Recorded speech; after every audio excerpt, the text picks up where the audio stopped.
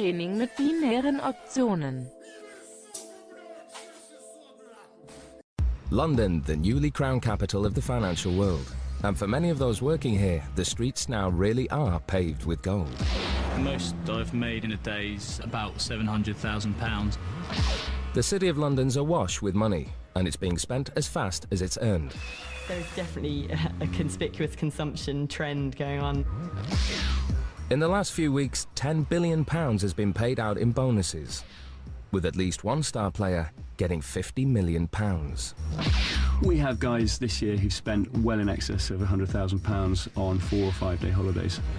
But as the sales of fast cars, yachts and luxury properties hit record highs, criticism mounts. I think they're jealous. No one seems to be commenting about David Beckham's new salary, and at the end of the day, he's a guy who kicks a football around.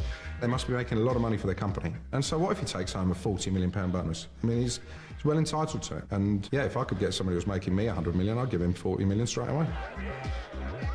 Today's financiers have never been so wealthy or so celebrated. These are Britain's super rich.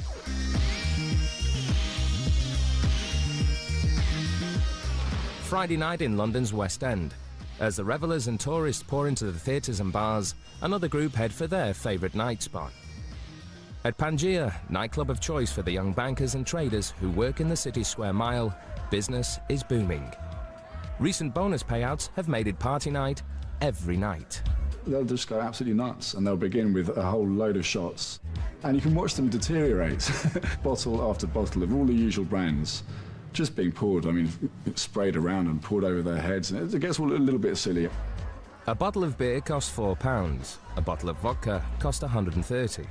But if you want to get noticed, you ask for champagne at up to £1,000 a bottle.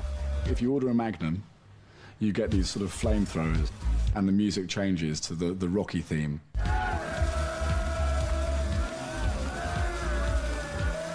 And of course, everyone looks, then you get the competition beginning. So all the other tables who are trying to impress their girlfriends or their wives or their clients or their whatevers will say, right, and suddenly it just goes off. It's like a firework display in the club. The champagne off, as they call it, spraying each other down with Cristal and Dom Perignon. Tonight's clubgoers are paying up to £700 just for a table. Some people can come here and spend £1,000, £20,000, £30,000 in an hour or 3 hours and leave with a smile and say thank you very much and give a huge tip to the waitress and come back the next week.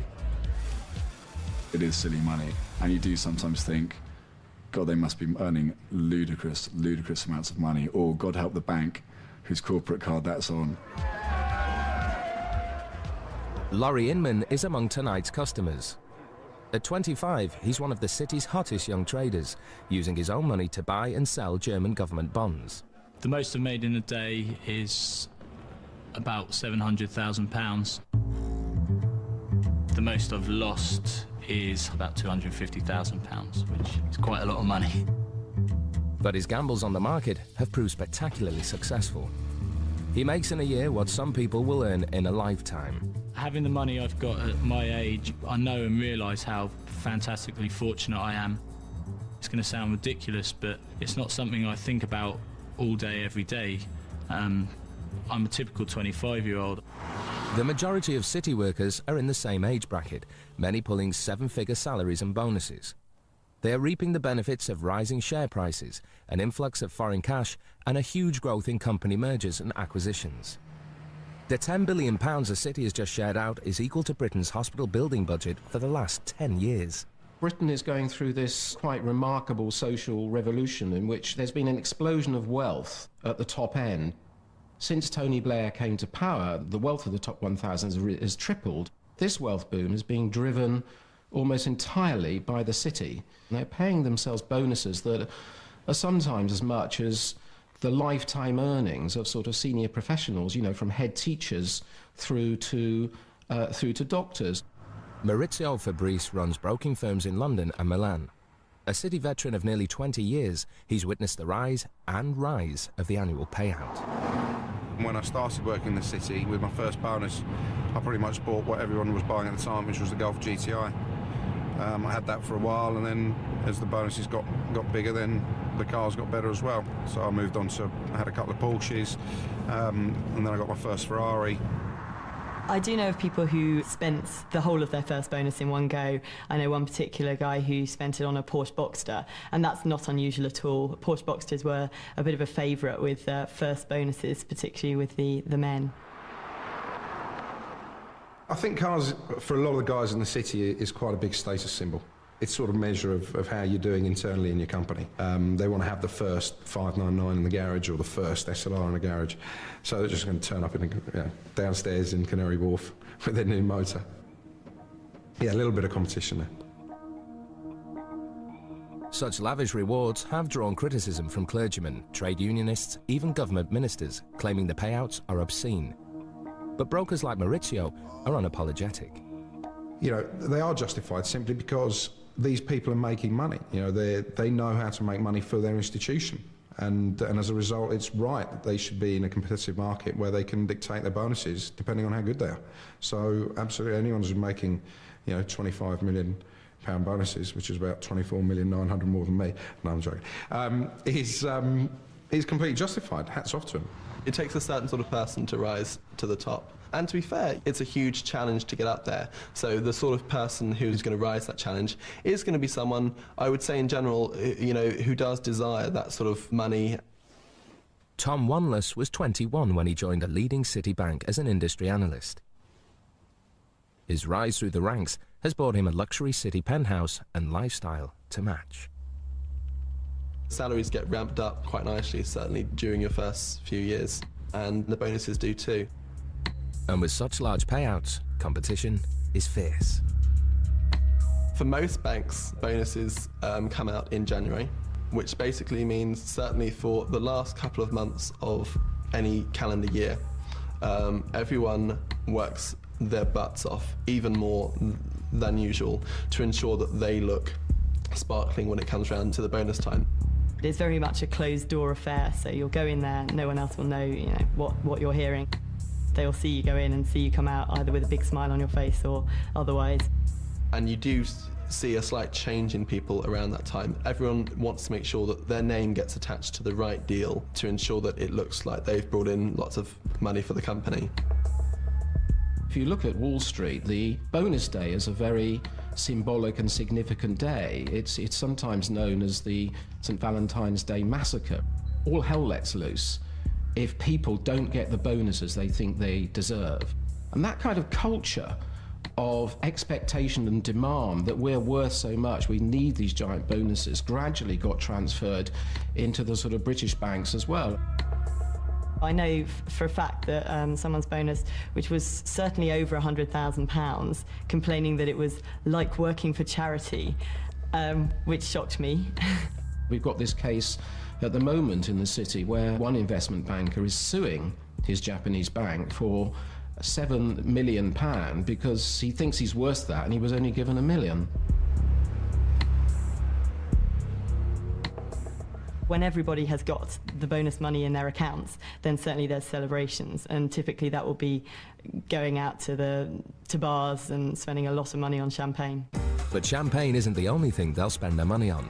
Coming up, how city bonuses have sent the property prices soaring. So this is a £4.5 million apartment in Knightsbridge's Land Square.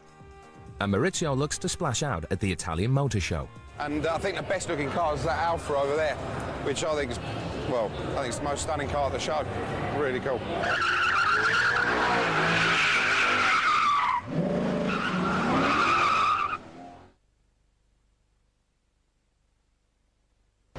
It's bad here. You got it? Yeah. Oh, you got it? Sure? Yeah. Leave careful. Hey, See, I'm really good. I'm flying.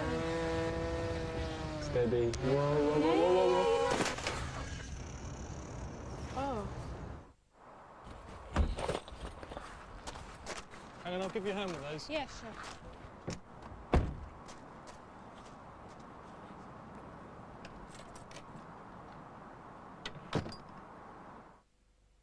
When is a good deal not a good deal on home insurance? We asked a cross-section of homeowners. When they don't reward you for buying more.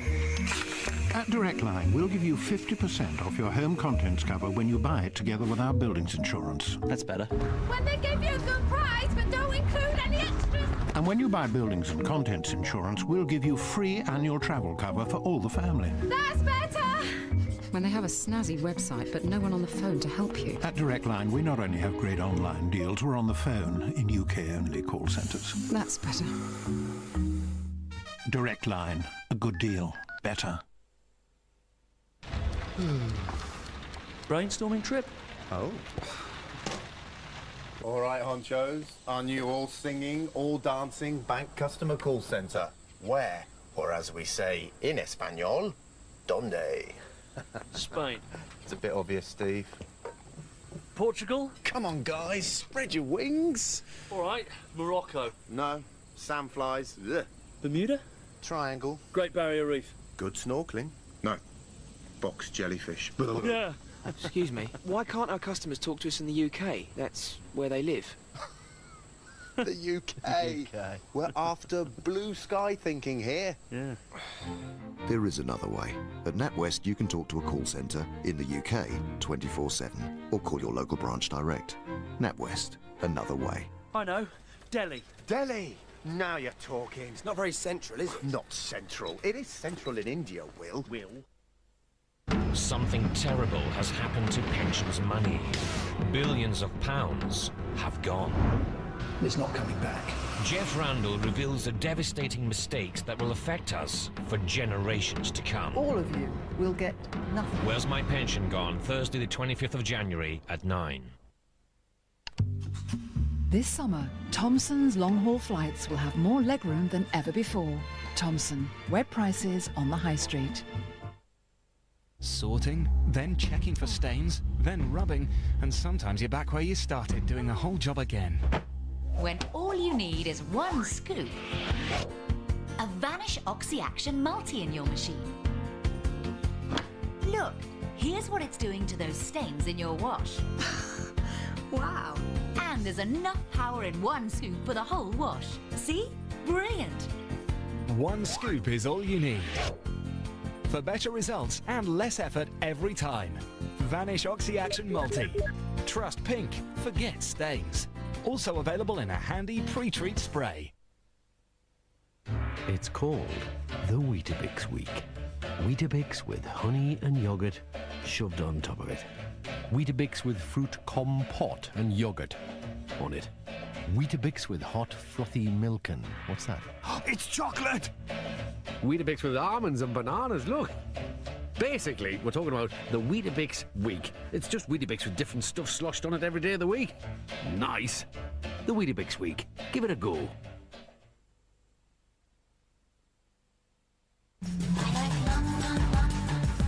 With house prices still rising, property is a favourite investment for city workers, as bonuses hit the bank accounts, high on the shopping list, and new houses. We like spending the money we earn, or at least I do. When everybody else, all the guys that work in the city that I know, you know, when they get a good bonus, they like spending it. I don't know many people that have a saving culture or mentality. I'm sure that, you know, if you look over to Kensington and Chelsea, you know, where a lot of bankers live, I'm sure you would see a lot more expensive house purchases going through. There are bits of London that are booming off the back of this wall of money that, you know, goes into bonuses once a year. And that is, you know, fueling the demand for very expensive second homes. But that's also having a ripple effect. It's also affecting, you know, the ability of ordinary Londoners to buy in the housing market, because it's kind of boosting prices all the way through. In some areas of London, multi-million-pound homes are now being snapped up within days of coming on the market. We have placed a couple of houses sort of north of the £10 million mark in the last month in Knightsbridge, which essentially both buyers were from a financial background. The number of sales at that level and above has doubled this year, but there's enormous activity, particularly between sort of £2 to £5 million.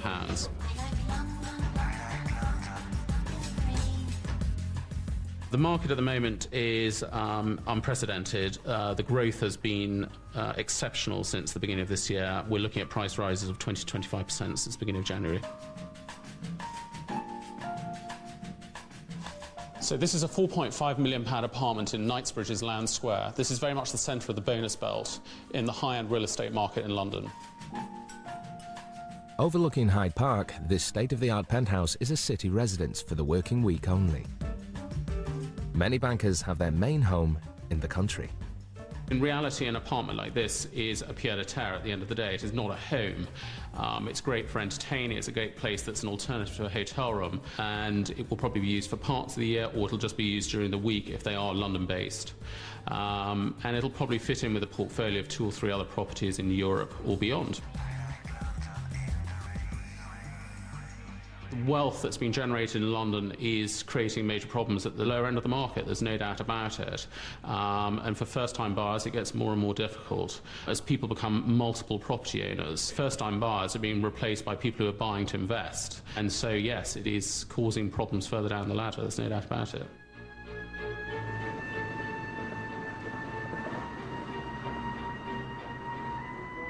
It's not just the London market that keeps the estate agents busy come bonus time.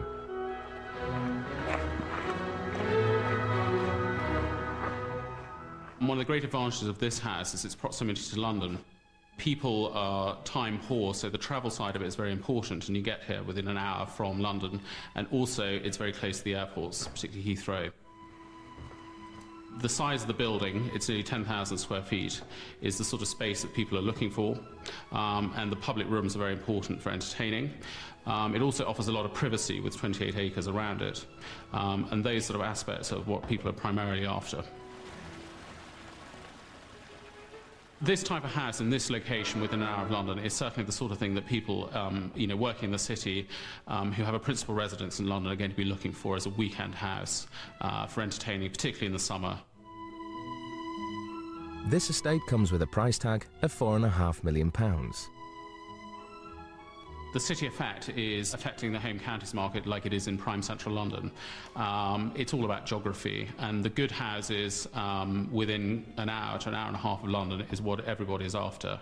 The sort of amenity a country house gives you, which is swimming pools and tennis courts and extensive garaging and so on.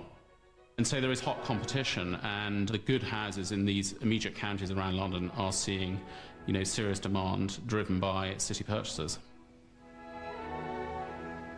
In the country, as with London, estate agents can barely keep up as competition for country estates and second homes has seen costs spiral.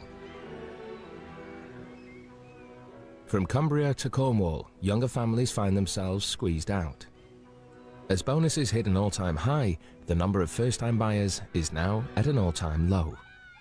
Britain used to be one of the most equal developed nations in the world. Now it's one of the most unequal developed nations. And so what we have now is that the top 1% in Britain own something like a quarter of Britain's wealth.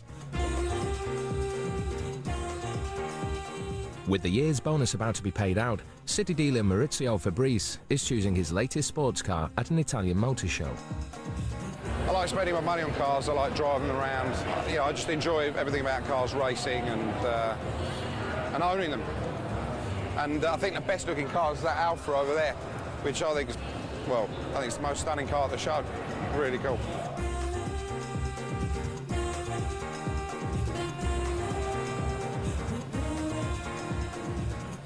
After 20 years as a broker, Maurizio is enjoying his biggest ever bonuses, and it's these that allow him to indulge a lifelong obsession with cars.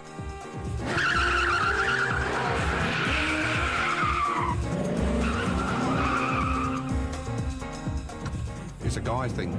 Most guys like cars, and if you link that to the wages these guys are getting paid, then they're a status symbol, and it just might show off what they're doing, how well they've done, the success they're having. Porsche and Ferrari have got to be up there, especially for the younger guys. And, Mercs, Bentleys now, obviously getting quite popular. Aston Martins, they've come back in. It's anything that looks good when you park it outside a restaurant or something.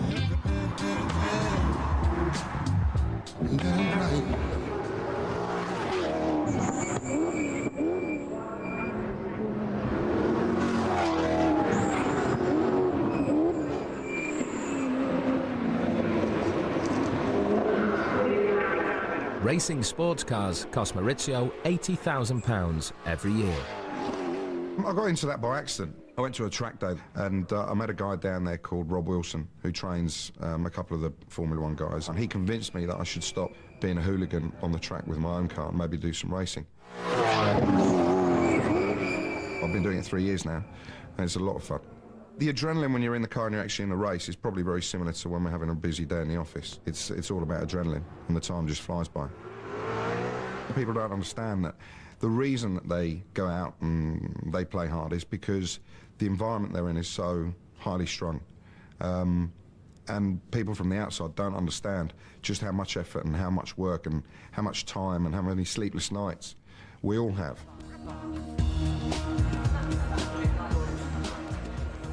To mop up some of the billions of pounds spilling out from the city, a whole new service industry has sprung up with people working round the clock to meet the city's every wish and demand. Quintessentially came about 5 years ago when I set it up with my partner Ben Elliott, and we decided to look after some of the world's richest and most connected people, because at the time I was producing films with Elton John, and I used to do a lot of service work for the film stars coming into town.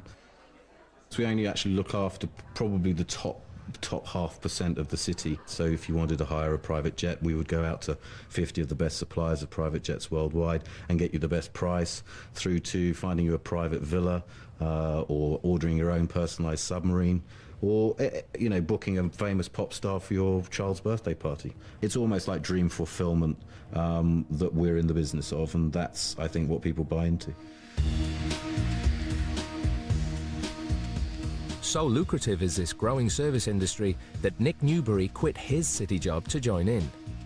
He now organises extravagant holidays for those with no time to look at brochures. We realised there was a gap in the market for people who are time poor, cash rich. I'd worked in that environment. I'd seen the people who were around me going on these types of short breaks before, and I knew that there was something in there for people who wanted tailored holidays that were 4 or 5 days long, to pack in as much as you can into a shorter time as possible. We have guys this year who've spent well in excess of £100,000 on 4 or 5 day holidays. I took a week off a year ago to do a race in Brazil. So, you know, there was Thursday, Friday, Saturday, Sunday was the race, and 3 days were just cruising around.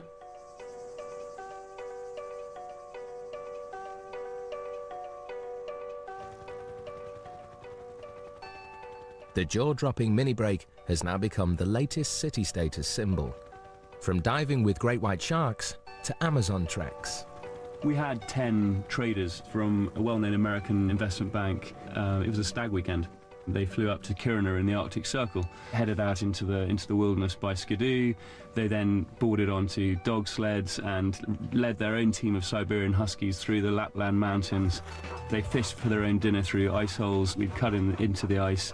They certainly like to brag about it, but it's all about them experiencing things that very few people have done before. We do lots of different travel requests, and big at the moment is eco-travel. A large percentage of the city at the moment are investing in and buying up the Earth's lungs, the Amazon rainforest. So, and that's being led by a couple of very, very influential city investors. So a lot of eco-travel to new destinations that aren't touched at the moment, like Mozambique. We had a guy who bought out the entire North Island in the Seychelles, which is probably one of the most luxurious places on Earth.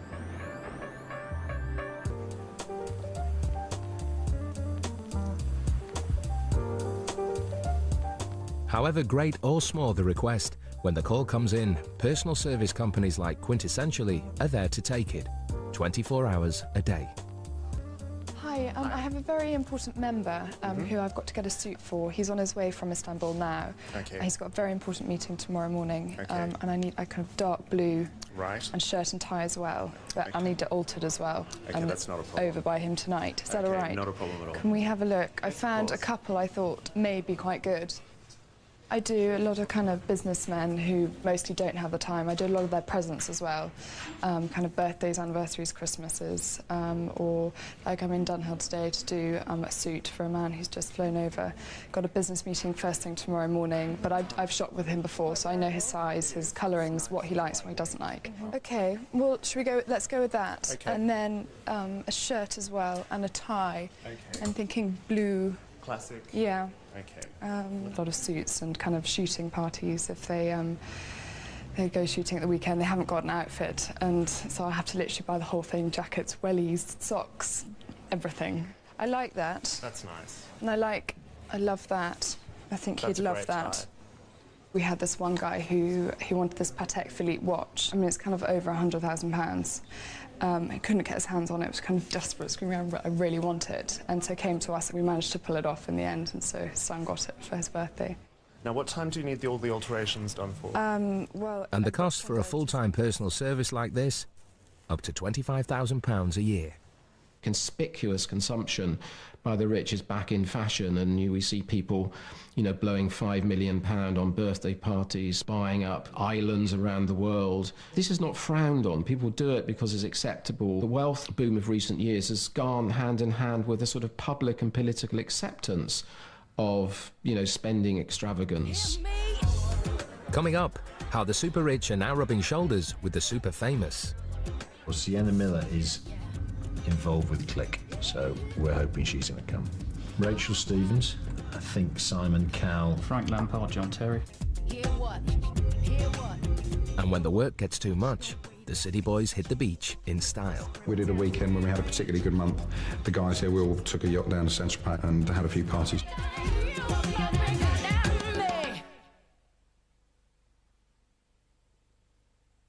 The planet is in a delicate balance. For every clever thing that happens, something really dumb happens elsewhere. At 8:04, a man receives his Mint card. He gets a 0% offer until November 2007 and another 0% bonus offer in January 2008. This is really clever. And at exactly the same time... Oh, the clever dumb balance is restored. Oh, clever Mint.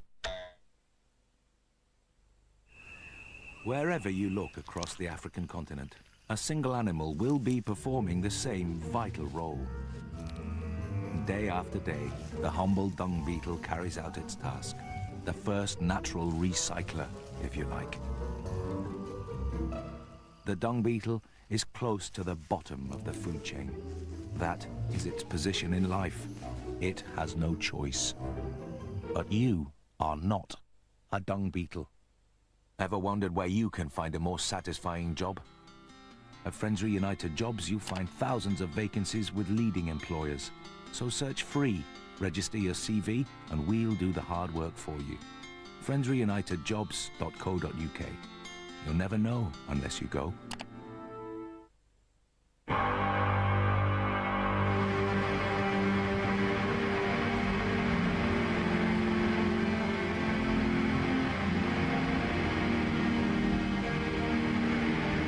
Chrysler 300C and 300C Touring from $26,250.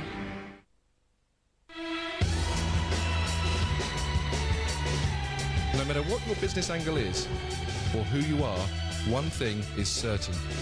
If you want to be a tycoon, you always need a great idea. So if you've got one of those, we should talk. For more information, go to itv.com/tycoon. Looking for a home? Visit primelocation.com. No other website has all the properties from the country's leading estate agents. Everything. Townhouses, country houses, flats, new homes and properties abroad. So if you're looking to buy or rent, visit primelocation.com. And if you're selling or letting, make sure you choose a Prime Location agent. primelocation.com. Don't move home without it. What new area will the Central London congestion charge cover? From the 19th of February, it will still cover the original area. And this new one. Congestion charging is changing. Be ready. Making glass bottles and jars from recycled ones saves energy. Just one recycled bottle saves enough energy to run a computer for 20 minutes. Recycled, the possibilities are endless.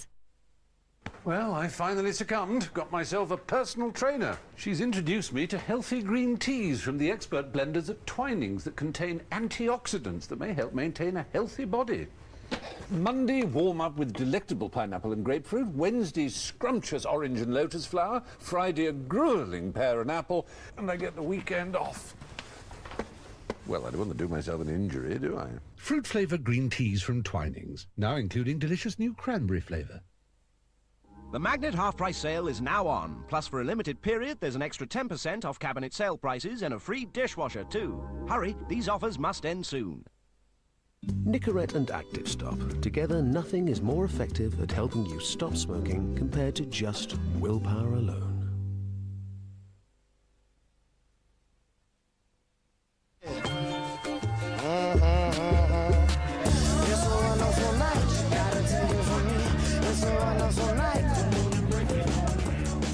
Having joined the ranks of the super rich, financiers can now be found partying with them at the large charity balls that punctuate the social calendars.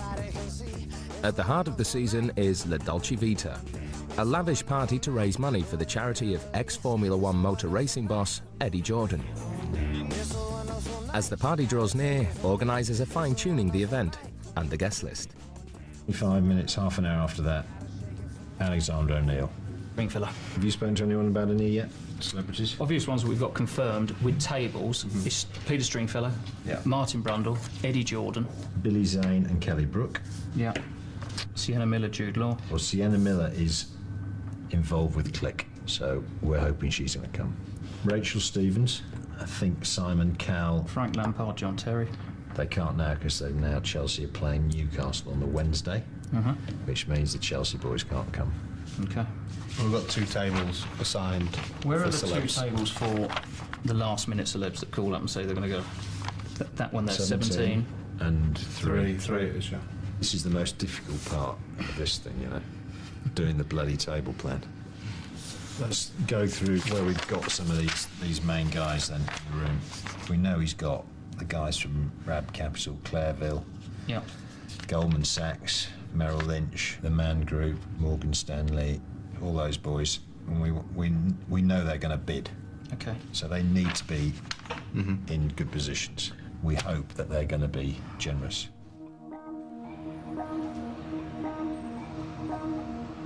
Events like La Dolce Vita attract the more experienced city bankers and dealers who have already made their fortunes. The younger ones are busy making money and a reputation.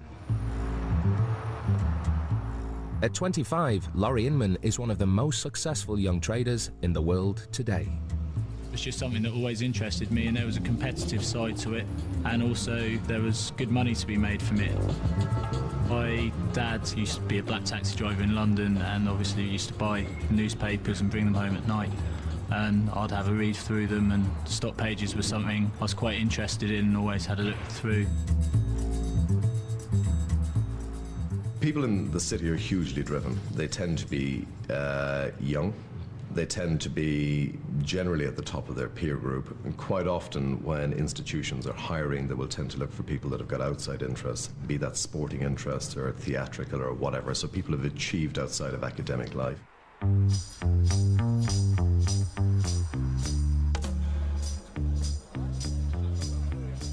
Like many in the city, Laurie's passion is horse racing. And at the weekend, he heads to Ascot with VIP tickets. During my university summers, I used to spend them working at bookmakers, taking bets for people, which obviously had the betting aspect which interested me. 150 quid on a pseudo, please. 157. Thanks very much, cheers. Each day, Laurie risks hundreds of thousands of pounds trading on the European markets. I wouldn't say I like taking the risk, because when I put a trade on, same as anyone else, I don't really view it as a risk. I view it as I'm going to be right. If things aren't going great, it can be frustrating. There's times where you can be right about buying the market or selling the market and lose money, and you know, you have to try and control your temper as best as you can. Come on, Potts! There he is! 9 to 1! And the extra 20 quid. Fully fair, Potts and Magic, 9 to 1! Well done, congratulations. Oh, about evens now, after that. Not too bad. Mate did all right on that, though. What did he get? I don't know, he had £40 on a 9 to 1 shot, so at 360 quid he won, so How you okay. spend your spare time? Some of it, yeah. Now and then when I can, when I've got a weekend off, I like to come to racing and whatever else.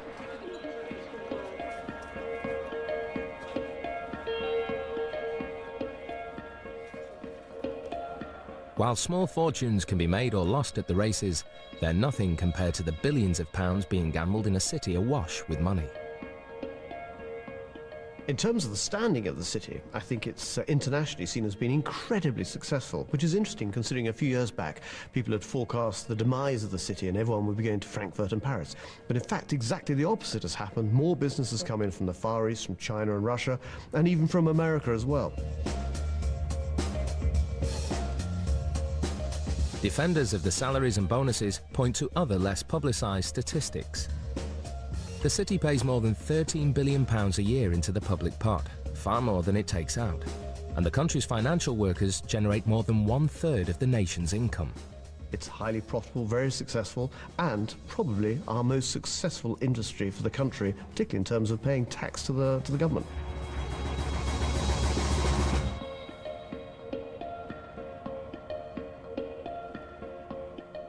There would be a lot of scepticism at the amount of money that are paid to some of these people, but you need to take in the context of what they actually generate for the banks. These people are at the top of their profession. They work extremely long hours.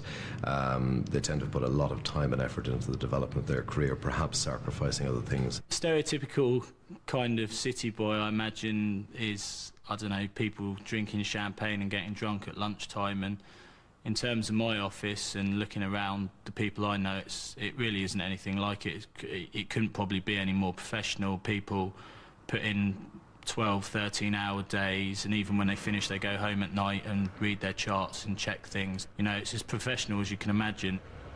It's a very pressurised job, it is. They don't give you the money for nothing. The hours are intense. You know, you have to give up your weekends at a second's notice. Friday afternoon was a classic period when people of my level were desperately hoping that they'd get out of the office by around 6-ish, which is obviously early, but this is Friday. Because if you were there much past that, there's a good chance that you'd end up getting landed with the deal that had to be done over the weekend.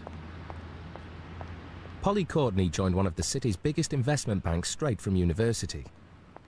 Despite the generous bonuses, she found the long hours a high price to pay. There were good times, and it was nice to have that amount of money to splash around and to live that lifestyle. So just a sort of elevated, living in an elevated world where everybody, you know that you can sort of afford whatever you want. It's just a question of making time to go and get it. But on balance, I would say not for me. Only those who make it their life will survive in the city for long. It's just a fun job. I mean, it's very quick and very, there's a lot of vibe to it. And you meet a lot of people and you're constantly on the phone to people, so it's quite social. The entertainment's great. We take clients out all the time. And it just sort of rolls into your personal life as well. So I just like the fact that I never had the difference between work and play, if you want. What I specifically like about my job is the fact that every day's different and it's a new challenge. You come into work and you don't really know what's going to happen. Also, because you're working for yourself and you're working on your own opinion, there's a certain amount of satisfaction involved when you are right. It's the best job in the world, basically.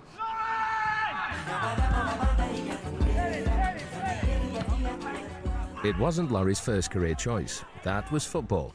And on Friday nights, he competes in a city league with fellow traders. But trading has enabled him to match the salary of many Premiership footballers. The money I make probably is similar to what footballers make, but the one big difference is footballers are guaranteed their money week in, week out. Much as I make money on given days, I have days where I don't make money, and those days can turn into weeks.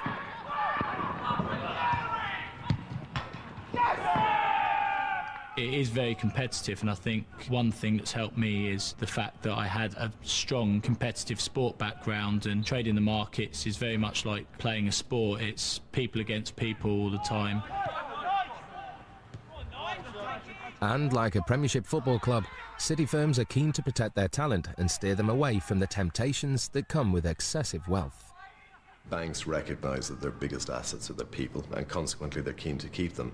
So I think whether that be basically providing personal financial advice, whether that means giving them access to other banking products from an investment perspective, or even very basic things such as the banks tend to be paternalistic. They provide dry cleaning, they provide gyms, they provide basically on-site catering, they provide a lot of other facilities to ensure that the employee is happy. Absolutely, it's becoming much more normal, it's becoming much more paternalistic as part of the bank's attitude to actually retain their staff. We have performance coaches and people that talk to you, and we're constantly having, you know, people coming in and teaching us technical sides of it, same as footballers have coaching every single day.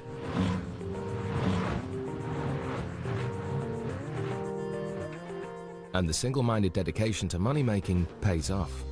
This year, financiers will make up 1/3 of the rich list, replacing industrialist and the aristocracy. Each will need to have earned more than 75 million just to get on it. Then there are the other gauges of wealth. The Business magazine has produced this list of the 50 most powerful people in the City of London, and we've got some really interesting characters on this list. I mean, here we've got Bob Diamond. He's American and he runs Barclays investment bank division. That's the most powerful, most profitable part of Barclays. It's much more exciting and makes much more money than the high street bank that we all are used to. Last year, the Barclays Supremo banked a bonus of 15 million, but others make even more. Higher up on the list is Michael Sherwood of investment bank Goldman Sachs. He's 40 now and he's worth millions and millions of pounds, but he was already making almost £1 million a year when he was about 28. He's now worth £185 million. Last year, he flew a dozen friends by private jet to Paris to watch the Champions League final. What's quite interesting about Sherwood is that he went to the University of Manchester, and in the old days in the city, when it was run by the old blue-blooded merchant banks, someone from the University of Manchester could never have climbed to the top so quickly and made so much money.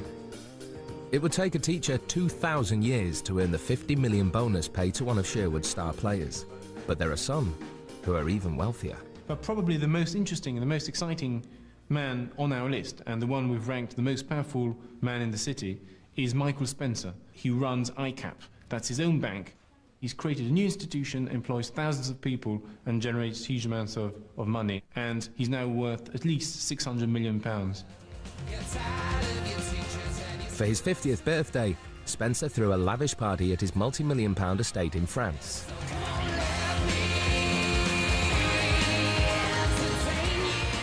Basically brought in Robbie Williams, paid him £1.5 million, and that was the entertainment for his party. But a man who's worth 600 million can easily do that.